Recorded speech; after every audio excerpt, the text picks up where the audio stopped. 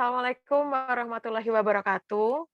Perkenalkan kami dari Amaranggana Agensi akan mempresentasikan brief media planning dari PT KAI khususnya kereta api Taksaka. Oke, sebelumnya perkenalkan tim kami yang pertama ada Aurelia Nora Nadira dengan NIM 011 dan juga ada Arlina Diva Petra dengan NIM 028 dan saya sendiri Salwa Radina dengan NIM 114. Oke, selanjutnya. Oke, selanjutnya akan dijelaskan oleh Untuk background sendiri, Aurel. KAI punya visi dan misi. Visinya menjadi solusi ekosistem transportasi terbaik untuk Indonesia. Sedangkan misinya memiliki 3 misi, yaitu menyediakan sistem transportasi yang aman, efisien, berbasis digital, dan berkembang pesat untuk memenuhi kebutuhan pelanggan. Yang kedua, mengembangkan transportasi massal yang terintegrasi melalui investasi dalam sumber daya manusia, infrastruktur, dan teknologi. Yang terakhir, memajukan pembangunan nasional melalui kemitraan dengan para pemangku kepentingan termasuk memprakarsai dan melaksanakan pengembangan infrastruktur-infrastruktur penting terkait transportasi. Yang kedua ada logo PT KAI. Logo PT KAI merupakan huruf abjad dari KAI dan adanya elemen rel di dalam huruf KAI tersebut.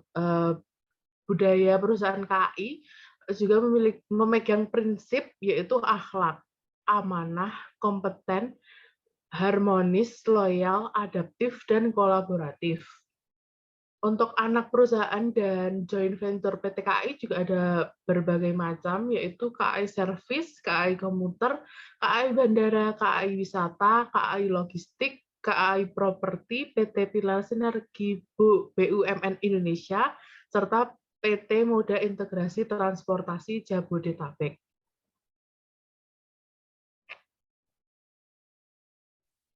Nah, kemudian seperti yang disebutkan tadi bahwa kami di sini fokus pada KA Taksaka Hype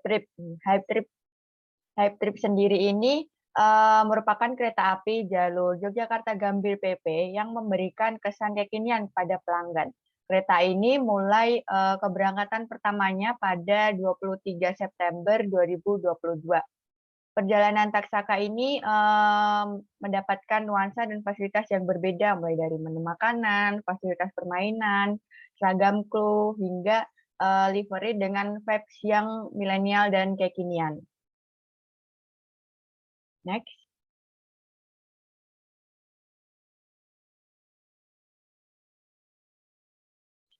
Nah, Hype Trip ini diaplikasikan di KA Taksaka sebagai pilot project karena banyaknya pelanggan KA Taksaka yang berasal dari Gen Y dan Gen Z. Nah, ini didasarkan pada data yang dihimpun dari periode Januari sampai Juni 2022 bahwa menyatakan sebanyak 58% atau 2,7 juta pelanggan KA Taksaka ini berusia 12 sampai 41 tahun gitu. Kemudian KA Taksaka ini merupakan kereta api yang menghubungkan daerah pusat ekonomi yaitu DKI Jakarta dengan salah satu destinasi wisata dan pendidikan yaitu daerah istimewa Yogyakarta.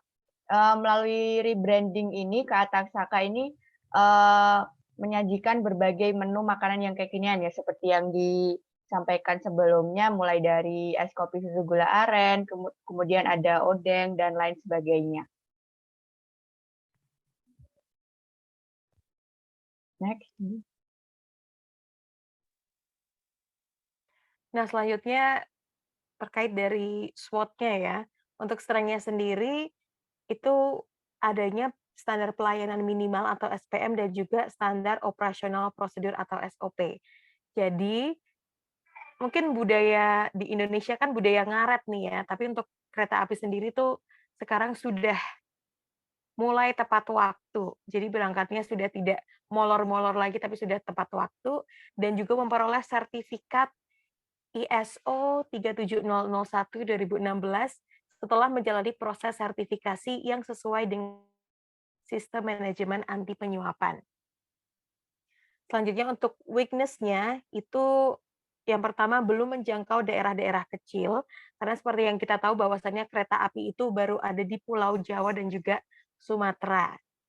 Dan armada yang dibeli itu rata-rata bukan barang baru, tapi second dari Jepang. Dan juga banyaknya lokomotif yang dimiliki itu sudah tua. Nah, untuk opportunities-nya sendiri nih, transportasi kereta api di Indonesia untuk saat ini hanya ada dari PT KAI. Untuk threats-nya, yang pertama kurang meratanya pintu persilangan di beberapa titik pelintasan kereta dan juga banyaknya mode transportasi lain yaitu pesawat terbang, bus, dan juga kendaraan pribadi. Jadi walaupun dari segi kereta api PT KAI ini satu-satunya di Indonesia, tapi masih ada beberapa pilihan yang bisa dipilih oleh masyarakat. Next. Nah, untuk research space-nya ya dari segi politik, ekonomi, sosial, dan juga teknologi.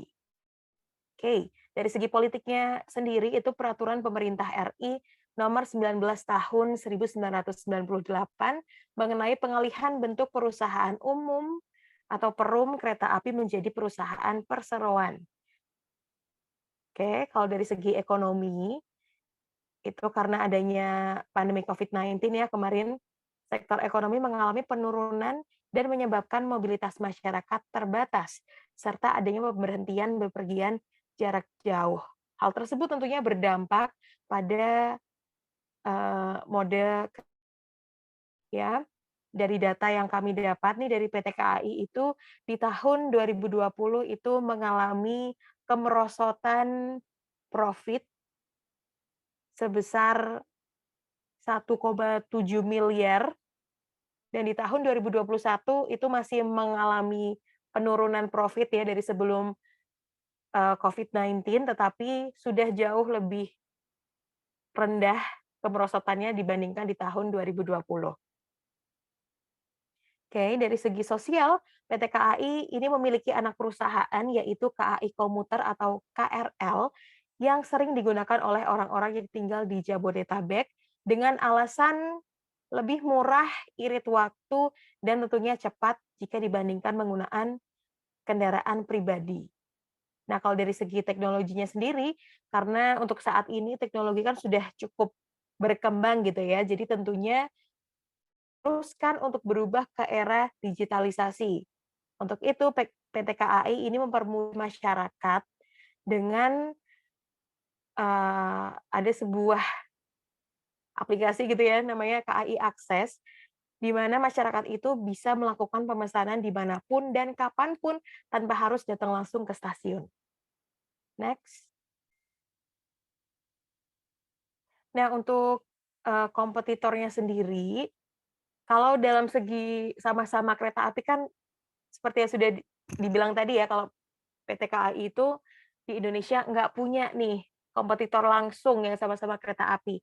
Tapi kalau dalam segi sama-sama penawaran jasa transportasi umum, PT KAI ini memiliki pesaing yang tidak sejenis, yaitu ada PT Garuda Indonesia, yang bisa dibilang menjadi rival usaha jasa. PT Garuda Indonesia saat ini menjadi pesaing dalam hal kualitas, servis, dan kepuasan pelanggan karena beberapa penghargaan dari nasional dan internasional. PT Garuda Indonesia selalu memenangkan penghargaan lebih banyak dan podium juaranya di atas PT KAI. Ini dari hal tersebut, kami menganalisis bahwa Garuda Indonesia ini menjadi kompetitor utama dari PT KAI. Next. Kemudian audience insight yang kami simpulkan dari produk brief Kak Taksaka itu tadi, di mana konsumennya itu merupakan Gen Y dan Gen Z, kemudian disesuaikan dengan harga tiket kereta Kak Taksaka sendiri, kemudian juga disesuaikan dengan pekerjaan dari konsumen PT KAI. Kami merumuskan ada 2 persona. Yang pertama,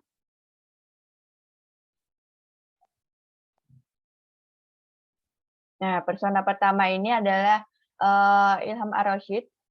Dia merupakan laki-laki berusia 24 tahun, berdomisili di Jakarta Timur, bekerja sebagai pegawai swasta dan wirausahaan dengan penghasilan 5 sampai 25 juta. Ilham ini memiliki media interest terhadap Instagram, TikTok, dan juga Twitter.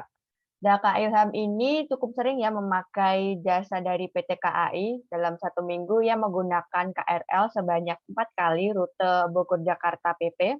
Kemudian dalam 1 tahun menggunakan kereta jarak jauh Taksaka, Argo Dipangga, Mataram, Fajar Utama Solo sebanyak 4 sampai 3 kali rute Jakarta-Yogyakarta PP. Kemudian persona yang kedua, ini ada Kak Farhat Talida Aprilia, dia perempuan berusia 20 tahun, saat ini menjadi mahasiswa di Yogyakarta dengan penghasilan 1 juta. Kak Farha ini memiliki media interest Instagram, TikTok, Twitter, dan juga YouTube. Dan dalam 1 tahun ia menggunakan kereta api jarak jauh jenis Senja Utama Solo sebanyak 2 sampai 4 kali rute Yogyakarta Bekasi. Oke, selanjutnya untuk research audience media habit ya. Next. Nah, berdasarkan research yang kami dapatkan, main reason for using the internet atau alasan utama masyarakat menggunakan internet yaitu untuk menemukan atau mencari informasi. Nah, itu menjadi salah satu alasan mengapa kami menjadikan informasi sebagai persentase terbesar dalam content planning. Oke, dan bisa dilihat untuk yang lain sebagainya ya di sini. Dan kita berlanjut ke platform sosmed yang paling banyak digunakan orang Indonesia di tahun 2022. Bisa dilihat dari data dari Goodstats ini bahwa yang pertama atau yang tertinggi itu ada WhatsApp, disusul oleh Instagram, Facebook, TikTok, Telegram, Twitter, Messenger, Line, dan juga Pinterest. Tetapi Instagram dan juga TikTok sebagai media yang akan kami gunakan karena sesuai dengan customer dari kereta api Taksaka sendiri, dari segi usia ya, walaupun mungkin Facebook di sini lebih tinggi dari TikTok, tapi untuk pengguna Facebook sendiri itu untuk di usia yang sesuai dengan apa ya, sesuai dengan konsumennya Taksaka itu kurang relevan. Dan untuk WhatsApp dari segi fungsi juga kurang relevan. Next. Untuk objektif sendiri yang kami rancang, yang pertama ada sosial untuk meningkatkan awareness pada akun Instagram dan TikTok dari PT KAI itu sendiri. Untuk matriksnya kita menggunakan brand mention, impression, search volume, dan reach.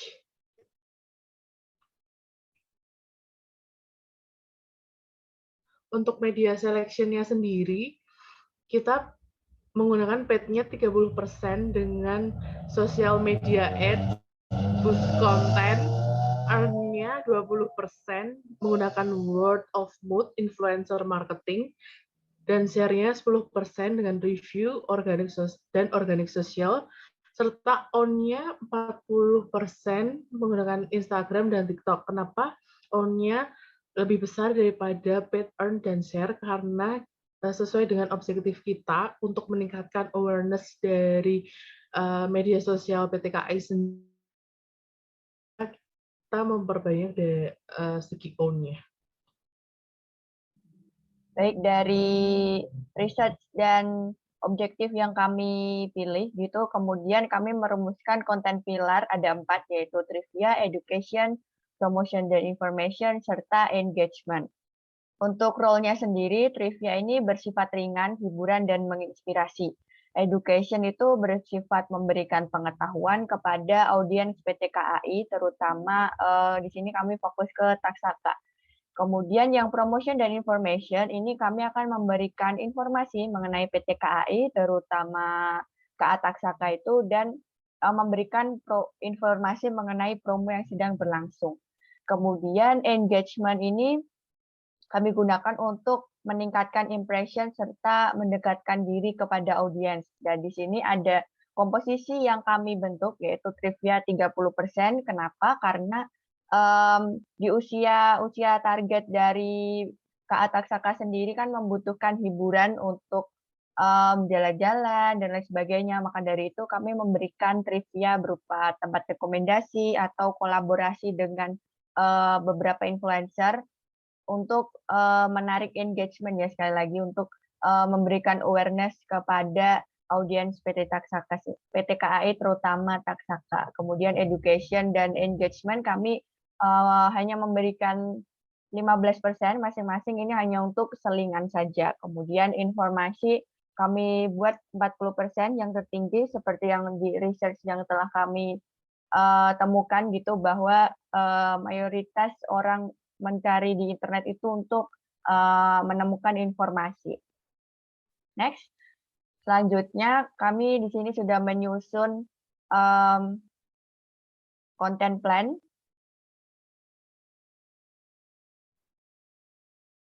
Nah ini yang pertama ini akan dipost tanggal 2 Desember, itu promotion dan information, itu berupa video post di TikTok dengan caption dan image visual sebagai berikut. Kemudian tanggal 6 Desember itu trivia berupa foto slide rekomendasi tempat wisata di Yogyakarta di Instagram dengan caption dan visual sebagai berikut. Kemudian post selanjutnya itu tanggal 7 Desember 2022 itu dengan pilar education.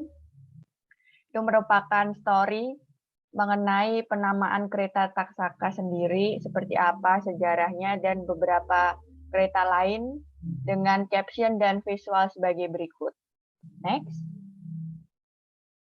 Ya, kemudian di post selanjutnya itu tanggal 9 Desember dengan pilar trivia itu video post berupa pemandangan jalur Taksaka di TikTok itu dengan caption dan visual sebagai berikut. Kemudian di tanggal 13 Desember 2022 itu berupa promotion dan information, ini video di Reels.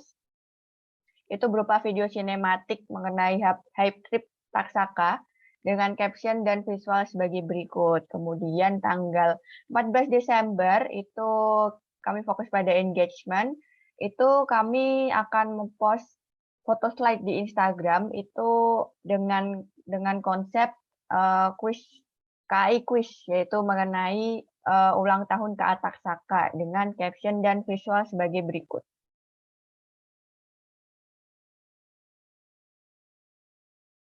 Oke, jadi untuk di tanggal 16 Desember 2022 itu kami akan post tentang education, yaitu tentang pentingnya semboyan 1, kami kemas dalam bentuk video post TikTok dengan caption dan visual sebagai berikut.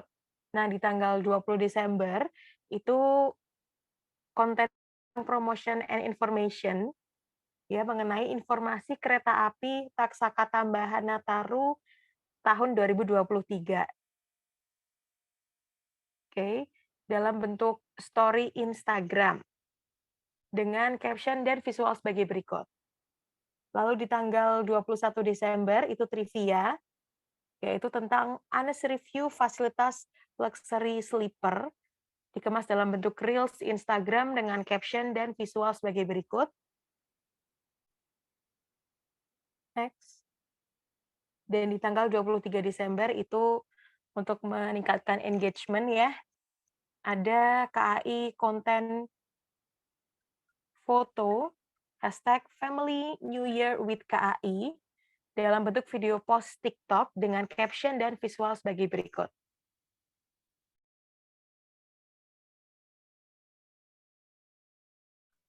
Untuk tanggal 27 Desember sendiri, ada promotion dan information mengenai promo tiket bundling Nataru 2023 dikemas melalui Instagram dan foto slide dengan caption dan visual sebagai berikut.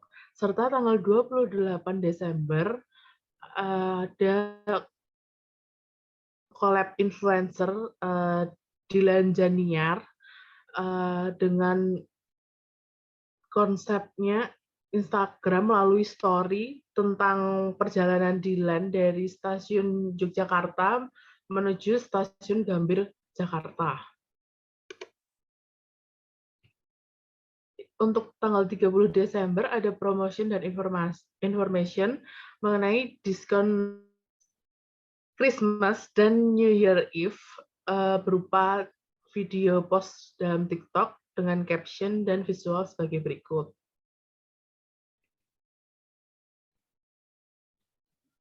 Baik, dari konten plan yang sudah kami sebutkan ini, kami akan memberikan budgeting sebagai berikut. Jadi yang pertama itu media Instagram dengan konten Hanes Review Fasilitas Luxury Sleeper, informasi kereta api Taksaka tambahan Nataru 2023 itu dengan bus ads, dengan kuantiti dan harga yang sebagai berikut. Kemudian kami akan mengadakan kolaborasi dengan Dilan Janiar, itu dengan budget sebagai berikut.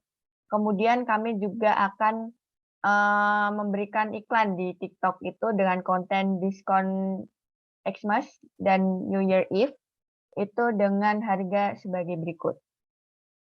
Next. Nah, kemudian ini adalah key performance indicator yang kami susun, yaitu di Instagram kami menargetkan ada 35.000 views dalam 1 bulan. Kemudian ada 5.000 account yang reach di akun PT KAI dan ada 750 mention. Kemudian di TikTok sendiri kami menargetkan ada 50.000 views dalam 1 bulan dan reach yang mencapai 5.000 akun serta 450 mention. Nah, sekian presentasi media planning PT KAI dari Amaranggana Regency. Kurang lebihnya mohon maaf dan terima kasih. Ayo naik kereta.